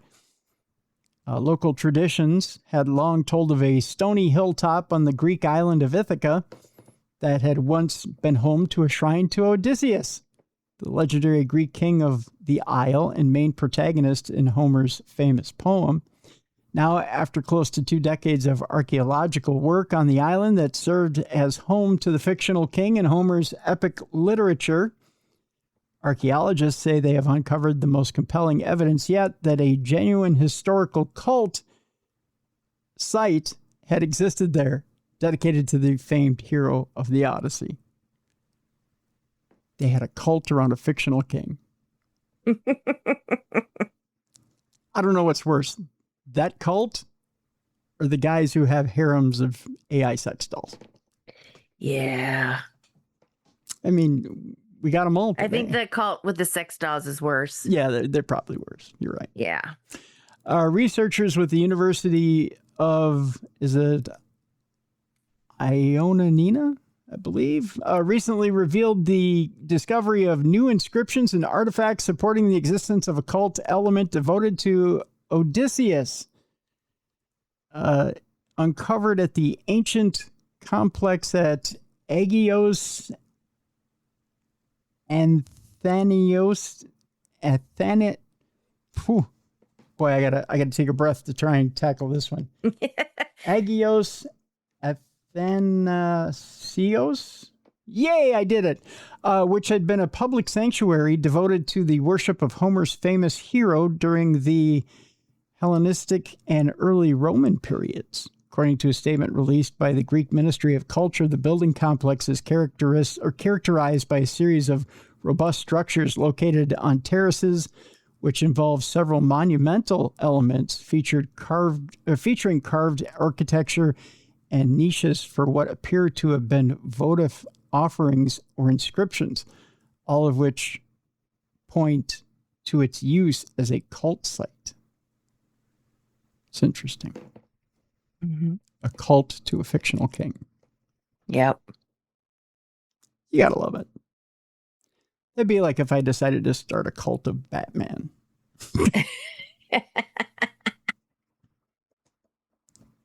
You never know. I might decide to do it. Bat cult. I bet you'd have some followers. Yeah. Well, why not? You know, Mm-hmm. the cult of Matt Damon. I think I can get it together. There's a gigantic real-life Jaws shark that surfaced again in the North Atlantic. Speaking of cults of movie heroes, the largest great white shark ever discovered in the Atlantic has been spotted again after not being seen for several months. Dubbed the ultimate ocean warrior. By the way, he's wrestling at SummerSlam here in Minneapolis. This enormous great white shark named Contender, told you he was a wrestler, is the largest of its kind ever found in the Atlantic and a veritable monster of the shark world. Discovered in 2025, Contender weighs 1,653 pounds. It's a big boy and is almost 14 feet long. To learn more about him and to keep an eye on his movements, researchers at OSearch, or like Ocean Search, put an electronic tag on him. Earlier this year, he was spotted around the Cape Fear area of North Carolina. There was no Robert De Niro near him, though. But then he disappeared for several months, leaving scientists wondering where he had gone. Now, though, he has reappeared and seemingly is heading towards the coast of New England. Exactly what he's doing there, as well as where he will be heading next, remains unclear. That's a big shark. Mm-hmm.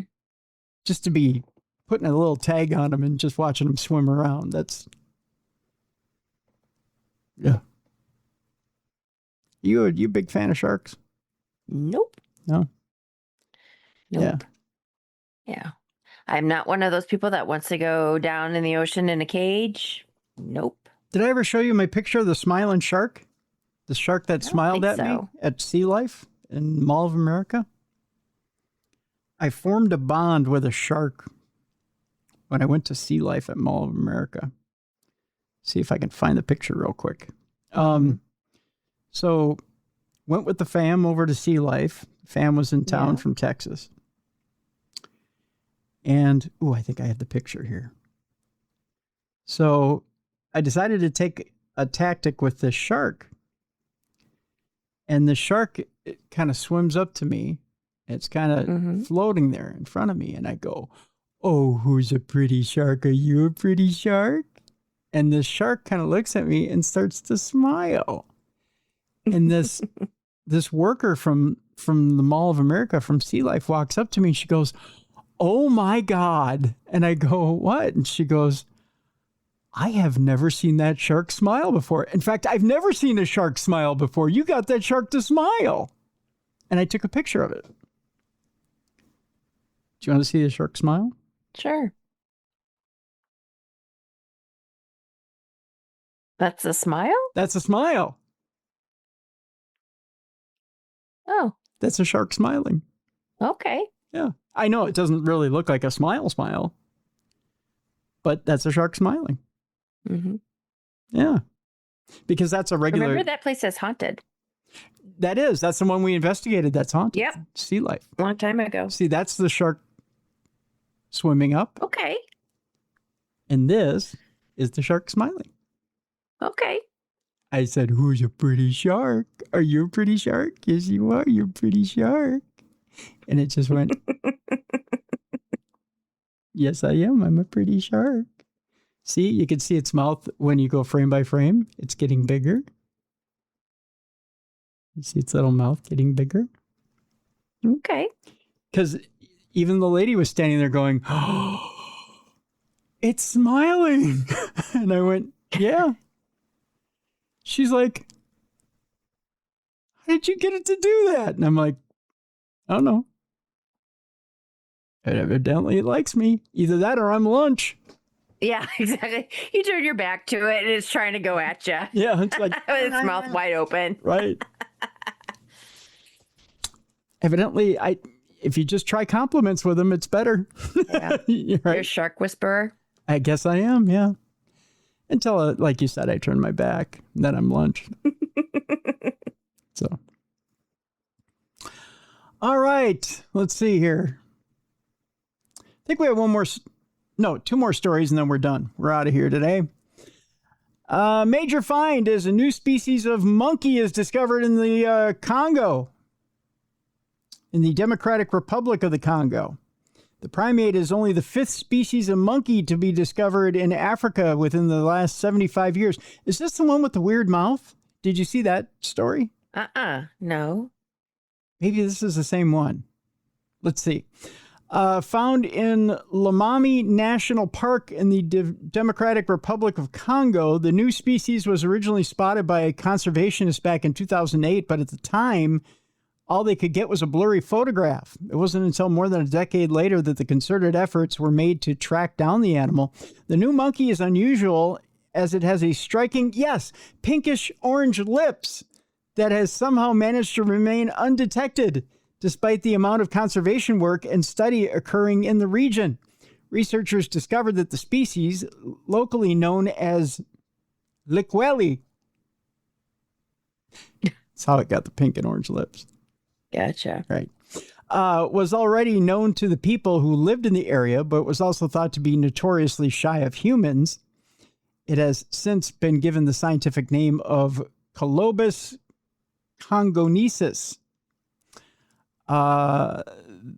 These are really important African monkeys that don't have thumbs, said Florida Atlantic University's Professor Kate Detweiler.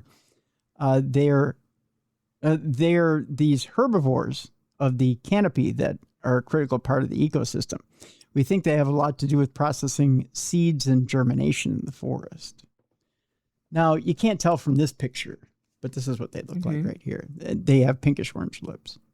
Okay. Yeah. Huh. Yeah. Little monkeys. I'm going to take one home.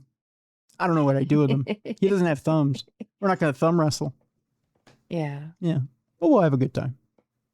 I'll introduce him to the chipmunks. We'll hang out. There you go. Yeah. We'll have a good time. Finally, before we get to the palate cleanser, guys, you are not the best hunters in the woods. It's official. We found the alpha hunter. It just so happens you have to go back to ancient Egypt. Oh. And it turns out it was ancient Egyptian princesses that were the best hunters. Okay. Yeah. Turns out they were skilled hunters, and we found out by recovering mummies to get that information. That's right. They were taking them out. The remains of Pharaoh's daughters suggest that they knew how to use weapons with which they were buried. It's true. Although I'm not going to pay for the story to tell you about it.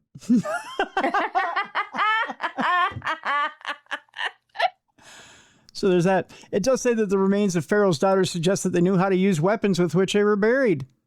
They were buried with bows and other weapons, according to archaeologists. So, me, I'm going to be buried with comic books, so you'll know I'm a good reader. Okay, there we go. Yeah. You got any weapons you want to be buried with, Mallie? I'm trying to think. I can't think of any offhand. No? Yeah. I'm sure I've got something, but I can't think of anything. No, can't think of anything right now. Slingshot. You got a slingshot or a BB gun around the house? No, I don't actually. No? I don't know why this is holding me back. I had this story up earlier today. I was reading it. Is this the palate cleanser or? No. I'm talking about the Egyptian story. Oh, gotcha. And all of a sudden I went to read it and it was like, oh no, now you pay. I'm like, what? Anywho. No, now it's time for a palate cleanser. And I figured I'd pull two of your favorite things for our story today. You said your favorite restaurant there in Michigan was what? I don't know. I love food, so there's lots of restaurants. No, don't you remember what you said here on the show? You said you absolutely were crazy about what? I don't know. Taco Bell. I'm not crazy about it. Well, you I said just go there because it's convenient. Oh, that's not. Well, their taco salad. Okay, well, so here's the deal, right? Mm-hmm. So I do get their taco salad because it is good, but we have an issue right now with the lettuce. Right. So they won't serve the lettuce. Right. So I can't get my taco salad. So I haven't had Taco Bell in about 2 weeks. Yeah. Well, you may be because I don't want explosive diarrhea. Thank you. You may be able to get it soon though, because that they now took the blame off that farm. Right. Yeah. But it does turn out that visits to Taco Bell locations have plummeted following a parasite outbreak that authorities linked to lettuce sold by one of the company's suppliers. right? Oh, so that was a story. That was the story. That's one of the stories, right? It turns out that on July 17th, foot traffic was almost 19% below Taco Bell's daily average for Fridays between January 1st and July 6th. 19%. Yeah. Yeah. That according to Placer.ai, which tracks activity from mobile devices to show trends in customer visits. The decline was far greater with the overall 1.9% drop registered by the fast food category that day. The traffic data shows the outbreak is hurting Taco Bell, which has been the biggest growth driver for its parent Yum Brands Incorporated in recent years. Taco Bell's traffic also declined in the 4 days preceding July 17th and performed worse than the average of fast food chains in all instances, according to Placer. The reports have also hit Yum shares, which dropped about 10% since July 10th, as reports emerged that the Mexican-inspired chain was likely tied to the outbreak. Taco Bell didn't immediately reply to a request for comment. The chain has voluntarily removed all lettuce from the U.S. supplied by Taylor Farms, which is one of the country's biggest producers. Health officials have traced cases to, spike. I can never say this name. Cyclosporiasis. I believe. Your guess is as good as mine. I believe it is. Gastrointestinal disease caused by ingesting a microscopic parasite to lettuce at Taco Bell locations. Now they're saying that was a false positive. So the government has taken that back. And they're saying that whatever that test was at Taylor Farms was a false positive. So now they don't know where this is coming from. Okay. Because I did go to another restaurant and they took salads off the menu as well. This was like a sit down restaurant because they were like, we don't know what's happening. So we're just removing all lettuce. Yep. A lot of restaurants are doing that. Yep. Yeah. The FDA said on Saturday that it found a positive test linking cyclospora, that's easier to say, to Taylor Farms lettuce that wasn't part of a current recall, suggesting it could widen. By Sunday evening, the agency said it had re-examined the sample and determined the result was a false positive. Health officials are using other methods to trace the outbreak and continuing to investigate Taylor Farms produce. The outbreak is also having a broader impact on the restaurant industry. Chopped, which is a fast casual salad chain, mainly on the East Coast, suffered double-digit declines on July 16th and 17th versus comparable days earlier in the year. According to Placer, Chipotle Mexican Grill and Panera Bread also declined on those days and underperformed the average of fast casual establishments. It's probably good because I hate the idea that Panera came up with recently. Have you seen this? Came up with what? I hate the idea they came up with recently, which is just basically salad in a sandwich. Yeah. Horrible idea. Who does that? So, yeah, they deserve it. That's why God punished them with cyclospora. Okay. Chipotle said it's closely tracking the outbreak, doesn't believe its ingredients are associated with it. Panera declined to comment because they have stupid ideas for sandwiches. That's fine. And Chopped didn't respond to a request for comment. Now, the second story in our palate cleanser today comes right here from Minnesota. Okay. What's your second favorite thing in the world, Mal? Nutella. Well, there's that. Okay, third favorite thing in the world, Mal? I don't know. What? A good cocktail, right? Oh, I do like my liquor. Okay. Well, there's a lady here in Minnesota who does as well. Okay. As a matter of fact, she's at a care home. Oh. And she's a little pissed off that she can't enjoy happy hour at the care home. Okay. So what did she do? What? She had the law changed so she could enjoy happy hour at her care home. That's right. Grandmother of 5, Anita LeBrun, has always loved a good glass of Pinot Grigio, and her family's tradition of kicking off 5 p.m. happy hours at their lake house. It's a good tradition. What's wrong with that, right? Nothing wrong with that, right? The 82-year-old couldn't believe it then when she found out last year that her Minnesota assisted living facility was prohibited from serving drinks to residents because it didn't have a license. Oh. Yeah. Already something of a social butterfly at a Mira Choice Champlin, LeBrun agreed to become the face and voice of a mission to change that darn law. We're going to have happy hour after all. After testifying twice before the state legislature, she shared a toast with Governor Tim Walz this week for a ceremonial signing of what's been nicknamed the Grandparents' Happy Hour Bill at the very facility that she calls home. Oh, that's sweet. Yeah. The legislation, which took effect this month, allows nursing homes and assisted living facilities in Minnesota to serve alcohol to residents and their guests for special events without a license, as long as the state is notified beforehand. Okay. Yeah. I never even thought about that, how they wouldn't be able to have liquor. Yeah. Because I would just think that, if you bring your own, No. you'd be fine. No. There's a lot of technicalities.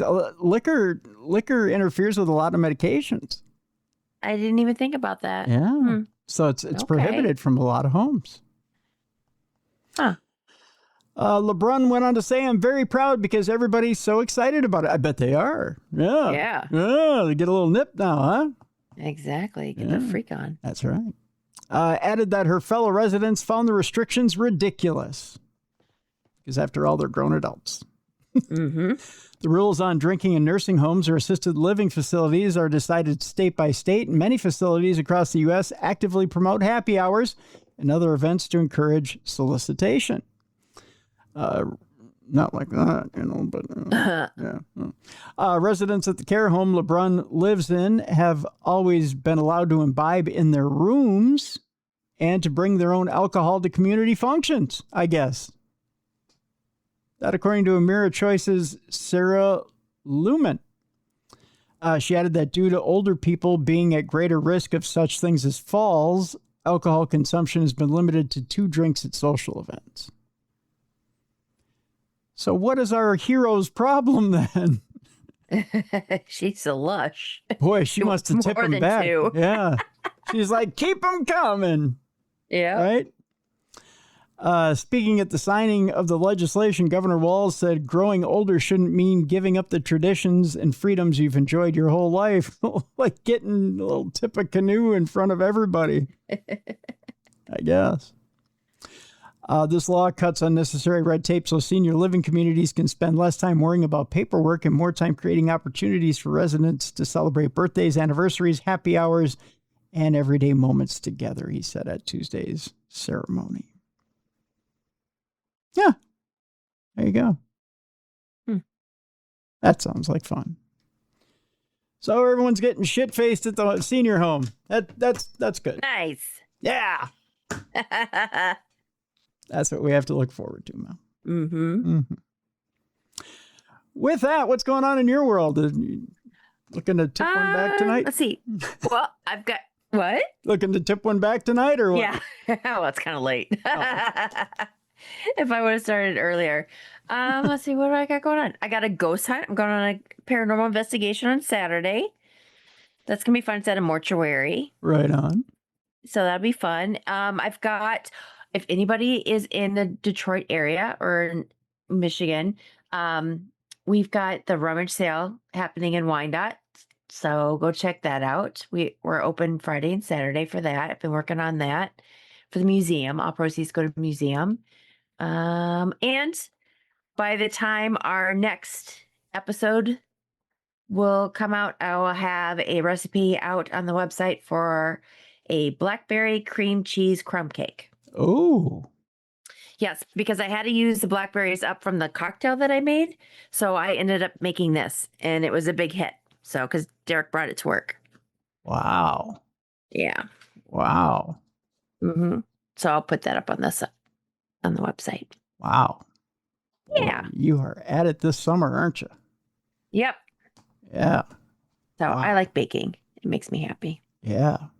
Makes me happy too. I'm not even there. I'm just happy hearing the adventures.